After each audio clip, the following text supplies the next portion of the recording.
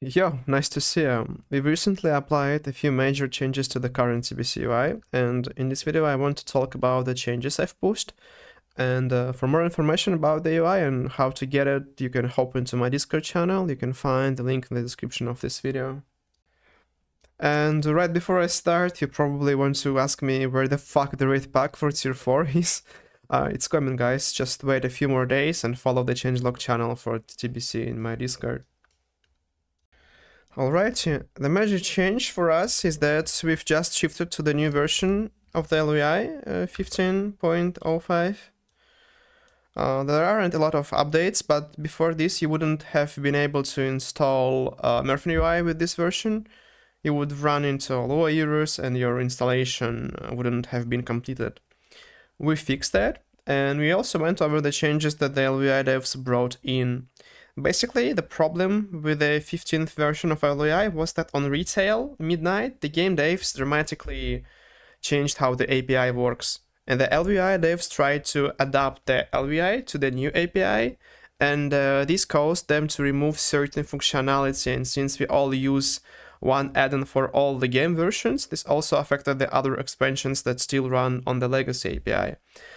For that reason, I wasn't very sure about migrating to this new version until recently. Now it looks like the filters on the rate frames, now it looks like they solved the issues and brought back things like the filters on the rate frames, those ones, filters, legacy. So with this new version of the MerfinUI installer, you'll be able to play on the new 15 version of ElvUI. And we fixed also the issue with the background health backdrop that got a bit scuffed after they added a multiplier option in the general tab of the unit frames. The good thing is that now the background has transparency. So if you check for the unit frame background, you will see that it now has a transparency, unlike in previous versions. Next change goes to the reminders recovery panel, this one. I've been leveling my characters over the last few days, and I was always pissed off by the fact that these rebuff reminders, like rebuff flask, alarmer, etc., so they all show up 5 minutes before the buff expires. This is very useful for raids, right? Since encounters can last up to 5 minutes in the first raid tier and you need to rebuff ahead of time. But for dungeons and solo leveling, it's much better if the reminder shows up only, like, let's say 60 seconds before it runs out. And so that's what I did. Every reminder, like flask, elixir, fall armor, oils, and so on, are now shown 60 seconds before they actually expire. If you're in a 5-man dungeon, or if you're just leveling solo. I added this change by creating new triggers. So there are like new triggers here in every of these aura, and I applied custom activation formula. We've also touched the intellect, stamina, and mark reminders. These ones. This now asks you to rebuff the person when the buff is about to expire, unlike before when they only showed up after the buff was already gone. That's also very useful for mages, for druids, etc. I've also added a not auto attacking reminder to the urgent panel here. This reminder is only shown if you're a melee class, if you're in combat, and you are not attacking anyone, even if you don't have a target. About the class panels, every class panel received a really nice change to display the insufficient resources information on the icons properly. I'm talking about the blue overlay on top of the icon. That means you can't press the ability because you don't have enough mana. This was bugged up until today, and if you were low level, most of the time the icons would show up as blue, meaning you didn't have enough mana. The reason for this was that the big hours gets the spell ID from trigger, from here, right? And then calculates the mana cost based on that spell ID. And so if you were low level, obviously you couldn't use a higher rank of the spell ID, and the higher rank of that spell costed a lot of mana, and so that's why it was bugged. And since in Classic and TBC, spells have different ranks and different mana costs that caused some issues.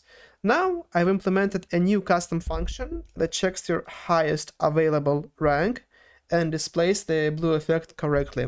And I applied this to every class mana, to every specialization on Full HD and on Quad HD. And I hope that that change would make your leveling quicker. And there are also some changes that we applied to the class panels, however there are not so many of them. No More made a lot of updates to the Paladin panel. He added the seal, how it's called? Fuck, I forgot the name, I'm sorry. Seal Twister, yeah. So he added a Seal Twister to the Retribution, to the Protection. I've managed to fix a little bit the Shaman panel. I'm sorry, it's Full HD, but I play on the Quad HD, so it might look a bit a bit scuffed, but it's whatever. I've decided to lower down the height of the swing bars. You might say that it's uncomfortable to play with, but I think it's much better. It's much better in my opinion. And what I did not add the some kind of notification, maybe the color change on the swing bars when you can fit in the cast in between the swing timers, and I'm going to do it in the next update, since I also play Enhancement Shaman now in my guild, and I will have to